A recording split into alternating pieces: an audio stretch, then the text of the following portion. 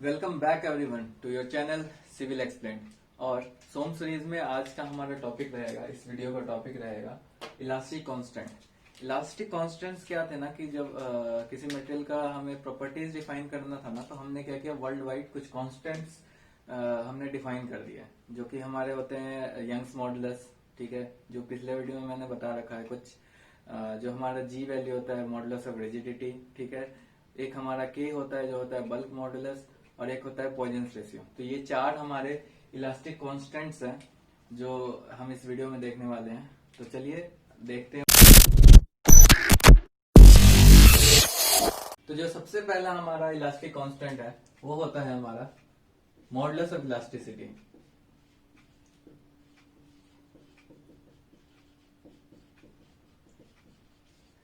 इसी modulus of elasticity को हम कहते हैं यंग्स मॉडुलस ऑफ इलास्टिसिटी, इसका पूरा नाम हुआ, या कहीं कहीं आपको ये कह देंगे Young's modulus.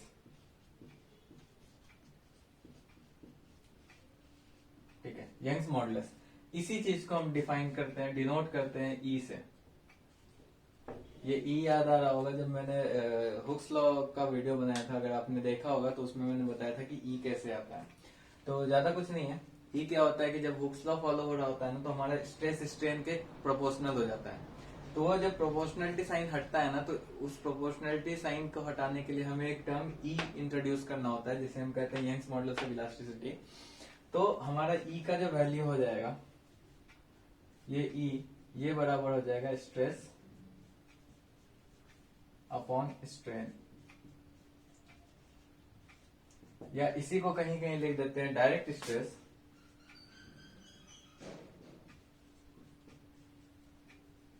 Upon linear strain.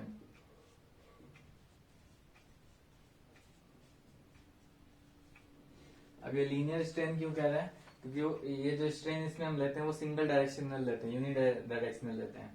ठीक है, सीयर वाला केस नहीं आ रहा होता इसमें, यानी कि ये जो भी है ये प्योर स्ट्रेस में है हमारा।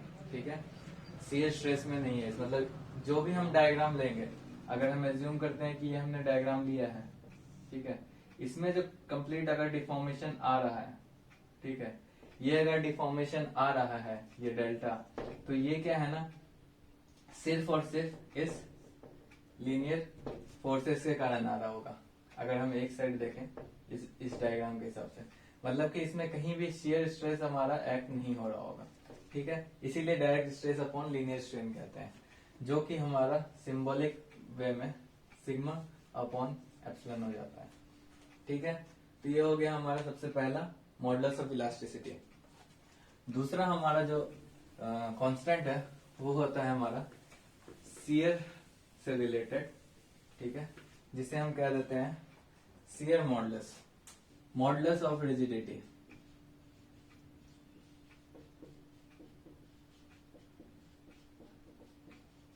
ठीक है, मॉडुलस ऑफ रिजिडिटी, इसी को हम कहते हैं शियर मॉडुलस। तो नाम से ही आ गया शियर मॉडुलस, यानी कि ये डील करेगा हमारे शियर के साथ। ठीक है, और इसे हम डिनोट करते हैं जी से। तो जिन्होंने हुक्स लॉ वाला वीडियो देख रखा है उन्हें पता होगा कि ये मॉडुलस ऑफ रिजिडिटी क्या होता है। ठीक है, फिर भी इसे डिफाइन कर रहे हैं क्योंकि हमारा टॉपिक ही इलास्टिक कांस्टेंट है, तो इसे मैं डिफाइन करूंगा। तो जिस तरह से शियर स्ट्रेस, सॉरी स्ट्रेस जो है हमारा हुक्स लॉ फॉलो करने वक्त स्ट्रेस जो हमारा डायरेक्टली प्रोपोर्शनल स्ट्रेन की हो जाता है, वैसे ही जब हुक्स लॉ फॉलो हो रहा होता है उस वक्त शियर स्ट्रेस जो है वो शियर स्ट्रेन के भी प्रोपोर्शनल हो जाता है। तो इसीलिए जी का जो हमारा वैल्यू होता है वो होता है, तो उसी प्रोपोर्शनलिटी को हटाते हैं ना जब, तो हमारे पास एक कांस्टेंट आता है जी, जो कि होता है हमारा मॉडुलस ऑफ रिजिडिटी। तो इस जी का वैल्यू क्या हो जाएगा, stress, shear stress upon shear strain.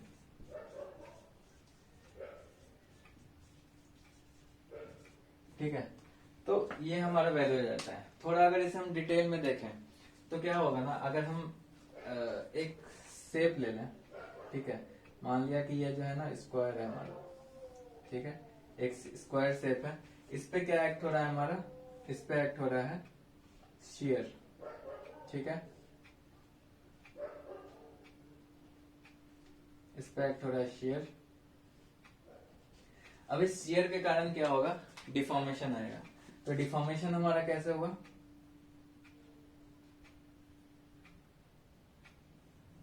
ये कुछ हमारा डिफॉर्मेशन हो गया। ठीक है, अब देखा जाए तो इसका डायगोनल जो है वो इंक्रीज होकर के हमारा यहाँ कुछ आ गया।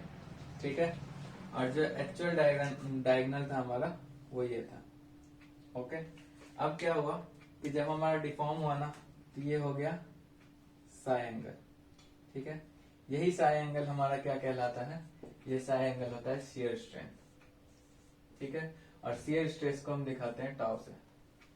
ठीक, ये हो गया। तो अब इसमें हमने कुछ एजम्पशंस ले रखे हैं। क्या ले रखे हैं, पहले तो हम कर देते हैं इसका नेम ए बी और सी। ठीक है, हमने क्या क्या मान रखा है कि जो ये स्क्वायर है इसका साइड हमारा ए है। ठीक है, ए साइड का है।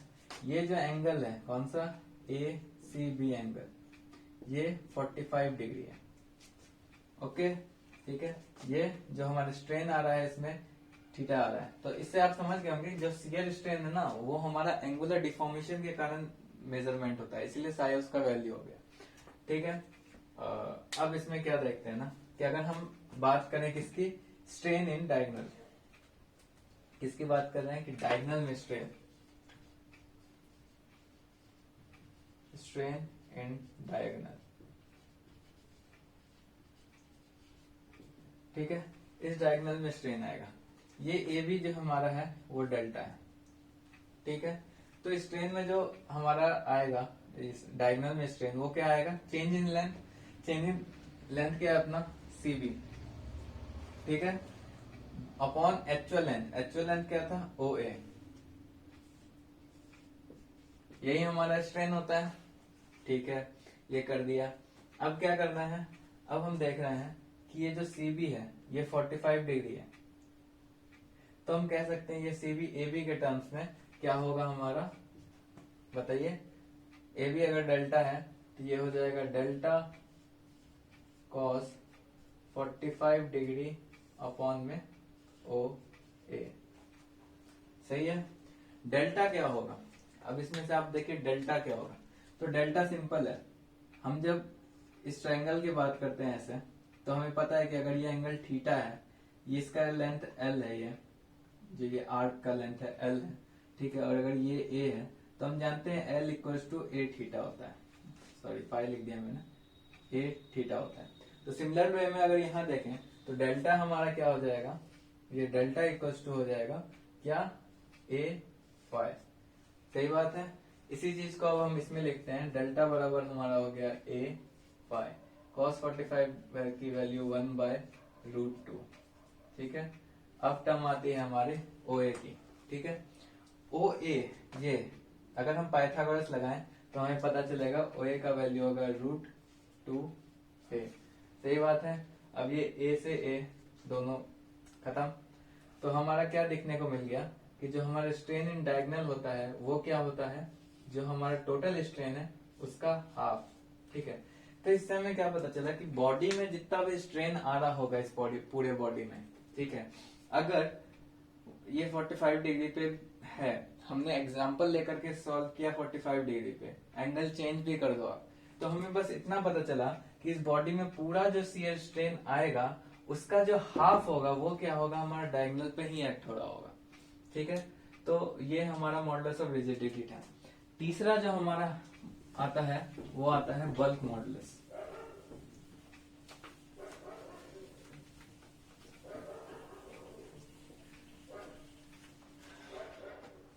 तीसरा क्या है हमारा, बल्क मॉडुलस।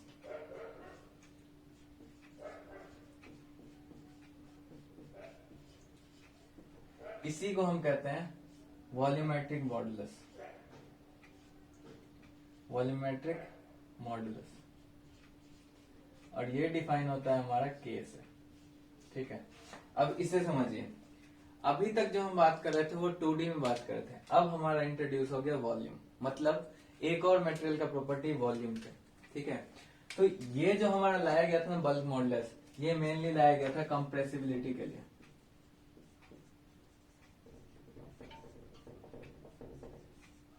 ठीक है, कंप्रेसिबिलिटी, कंप्रेसिबिलिटी क्या था कि जो कंप्रेसिबिलिटी अगर हम C से डिनोट करते हैं तो ये कंप्रेसिबिलिटी जो होता है ना वो होता है 1/K। ठीक है, मतलब इस बल्क मॉडुलस का इनवर्सली प्रोपोर्शनल जो होता है वो हमारा हो जाता है कंप्रेसिबिलिटी। तो अब ये बल्क मॉडुलस K क्या है, ठीक है, ये इक्वल्स टू हमारा होता है जो भी हमारा पहला शियर आ रहा है, ठीक है, मतलब स्ट्रेस जो भी आ रहा है, अपॉन में हो जाता है हमारा वॉल्यूमेट्रिक स्ट्रेन।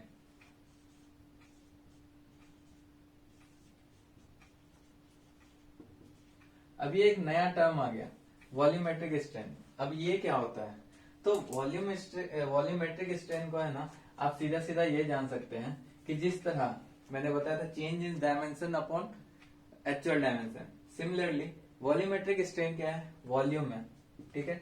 तो इसका मतलब क्या है, चेंज इन वॉल्यूम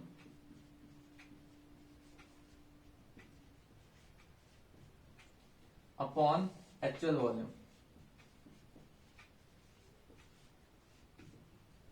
ठीक है, ये हमारा हो गया वॉल्यूमेट्रिक स्ट्रेन। ओके, ये जो पूरा टर्म है ये हो गया वॉल्यूमेट्रिक। अगर हम चेंज इन वॉल्यूम को कह दें डेल्टा वी और एक्चुअल वॉल्यूम हमारा क्या रहेगा वी, तो ये वॉल्यूमेट्रिक स्ट्रेन हो गया हमारा डेल्टा वी अपॉन वी।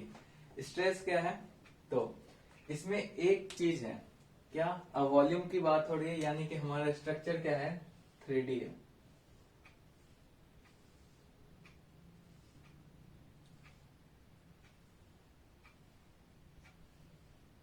ठीक है, ये 3D स्ट्रक्चर है। तो इस वॉल्यूमेट्रिक स्ट्रेस में जो स्ट्रेस पड़ रहा है ना उसका कहा गया है कि ये हर बॉडी पे इक्वल मात्रा में पड़ेगा और इक्वल प्रॉपर्टी का पड़ेगा। मतलब अगर यहाँ P वैल्यू का पड़ रहा है तो इस दोनों पे भी P ही पड़ेगा, ठीक है। अगर ये इम्पैक्ट में अगर तीनों जगह पड़ेगा तो इम्पैक्ट में ही तीनों जगह पड़ेगा। ऐसा नहीं होगा कि एक में इम्पैक्ट में पड़ा, एक में डायरेक्ट पड़ा और एक में शियर का वैल्यू है, ठीक है, नहीं, पड़ेगा तीनों में एक जैसा और एक ही नेचर का। तो इसीलिए जो स्ट्रेस का यहाँ वैल्यू हो जाएगा हमारा P कहलाएगा, ठीक है। तो स्ट्रेस हमारा हो गया P अपॉन वॉल्यूमेट्रिक स्ट्रेन हो गया डेल्टा V अपॉन V, ठीक है। तो टोटल हमारा जो बल्क मॉडुलस हो गया K वो इक्वल्स टू उसका फॉर्मूला ये हो गया, ठीक है। और इसी का अगर इन्वर्स कर दिया जाए तो वो हमारा कंप्रेसिबिलिटी कहला जाता है। तो ये तीन हो गए हमारे, ये तीन हो गए, ठीक है। चौथा जो होता है हमारा पॉइजन्स रेशियो।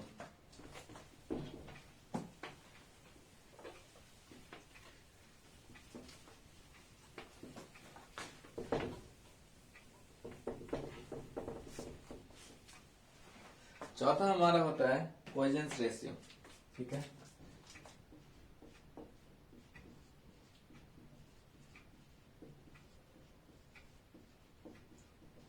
ठीक है, पॉइजन्स रेशियो जो था ये सिंपल सा हमने किससे डिनोट किया है, म्यू से, ठीक है। ये क्या होता है, किसी मटेरियल का इलोंगेशन दोनों डायरेक्शन में बताता है। मतलब कि अब हमने क्या किया, पहले तो एक एक साइड का ले रहे थे, पहले जो इलास्टिक में था उसमें हमने एक साइड लिया इलोंगेशन और इसका, ठीक है। जो हमारा शियर वाला था उसमें भी हमने यही किया। बल्क में जब आए तो हम क्या किया, वॉल्यूम में शिफ्ट कर गए। अब जब हम पॉइजन्स में आए तो हमने क्या किया कि दो साइड को जोड़ दिया। ये बहुत इंपॉर्टेंट चीज है क्योंकि जब हम आगे स्ट्रेस स्ट्रेन का और कंटिन्यू करेंगे ना तो ये बहुत बेहतरीन फैक्टर रोल अदा करता है हमारे सोम में, ठीक है। तो ये जो पॉइजन्स रेशियो म्यू है उसको हम कहते हैं lateral stress strain upon longitudinal strain.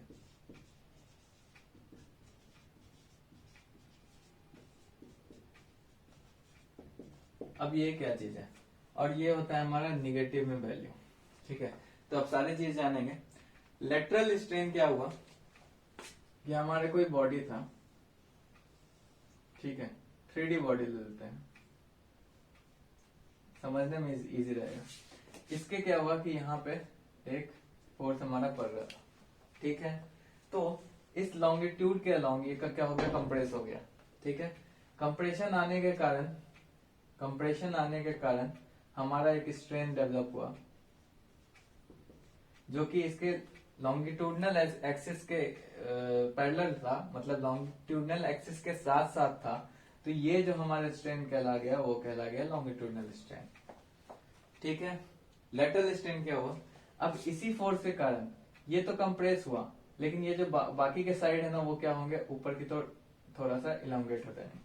मतलब क्या हुआ कि अगर आप रबर को प्रेस करो, अगर आपके पास इरेजर हो घर में तो आप उसे प्रेस करना कस के, वो क्या होगा कि कंप्रेस तो होगा, साथ में ऊपर की ओर जो वो फैलेगा।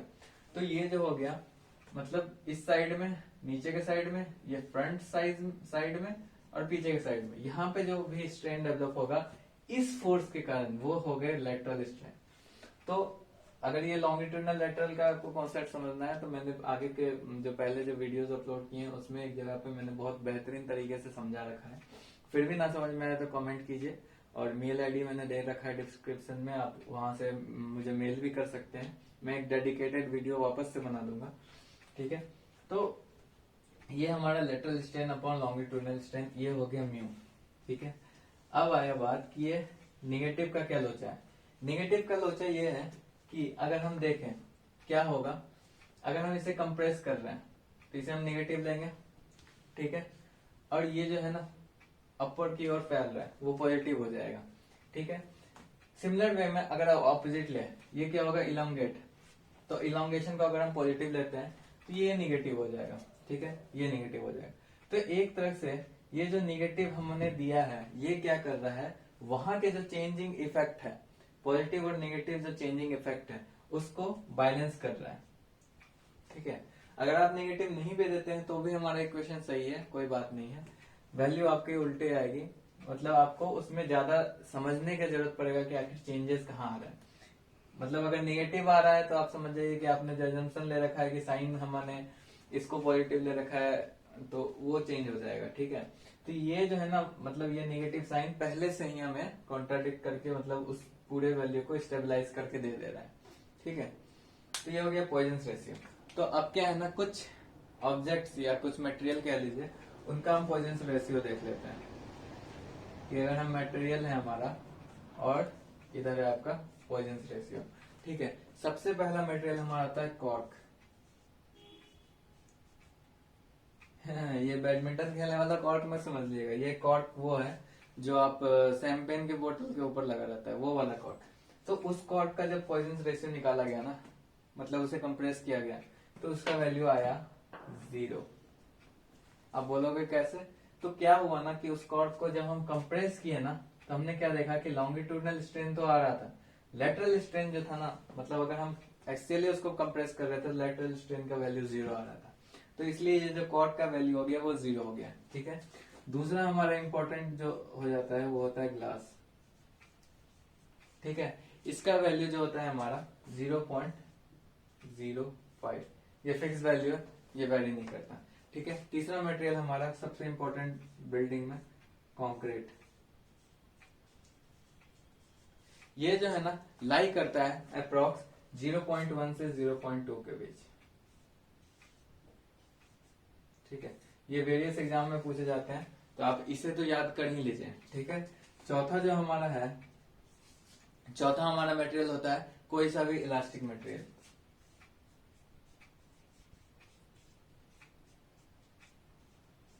ठीक है, इलास्टिक मटेरियल का जो होता है हमारा 0.25 से 0.42।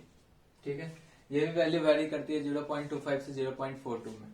अगला हमारा जो पांचवा है उसे हम कह लेते हैं मेटल्स, कोई भी मेटल। ठीक है, अब ये मेटल का वैल्यू है वो वैरी करता है 0.27 0.53 तक। ठीक है, इस बीच में कोई भी मेटल का वैल्यू वैरी करता है। ठीक है, 33 तक। ठीक है, इससे कम होता है इसलिए, हाँ 0.33 तक वैरी करता है, सॉरी। ठीक है, और एक और अगर मटेरियल लें तो वो अगर हम कह लें कि परफेक्टली प्लास्टिक है,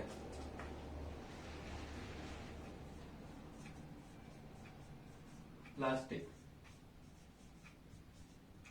तो जो परफेक्टली प्लास्टिक हमारा बॉडी होता है उसका फिक्स होता है 0.5। ठीक है, ये हमारे टोटल पॉइजन्स रेशियो के डिफरेंट मटेरियल के पॉइजन्स रेशियो होगा, ठीक है। और तो यहीं तक आज रखते हैं, इलास्टिक कांस्टेंट हमारा खत्म हो गया। तो बने रहिए हमारे साथ, इसी तरह जुड़े रहिए और लाइक कीजिए, सब्सक्राइब कीजिए, शेयर कीजिए और हाँ यही कीजिए, पढ़ते रहिए। धन्यवाद।